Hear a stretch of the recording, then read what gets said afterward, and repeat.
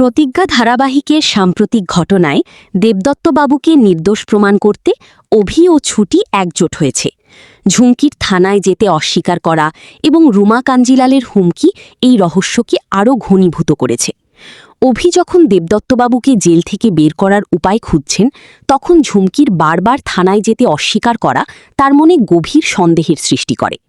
অভি লক্ষ্য করেন যে ঝুমকি কোনো না কোনো বাহানায় এড়িয়ে যাচ্ছেন, যা কোনো বড় ষড়যন্ত্রের ইঙ্গিত দেয়। এই পরিস্থিতিতে ছুটি নিজে দায়িত্ব নেয় প্রমাণ জোগাড় করার এবং অভিকে তার বাবার দিকে খেয়াল রাখতে বলে।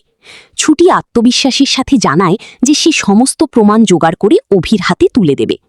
দেবদত্তবাবুকে নির্দোষ প্রমাণ করা ছুটি ঝুমকিকে অনুসরণ করতে শুরু করে এবং দেখতে পায় যে রুমা কাঞ্জিলাল ক্রমাগত ঝুমকিকে ফোন করে দেখা করার জন্য চাপ দিচ্ছে। রুমা এমনকি ঝুমকিকে আগে দেওয়া হুমকির কথা মনে করিয়ে দেয়, যা থেকে স্পষ্ট হয় যে ঝুমকি কোনো চাপে পড়ে কাজ করছে।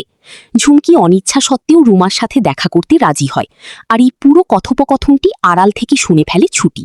এর ফলে ঝুমকির আসল রূপ উন্মোচনের একটি বড় সুযোগ তৈরি হয়েছে।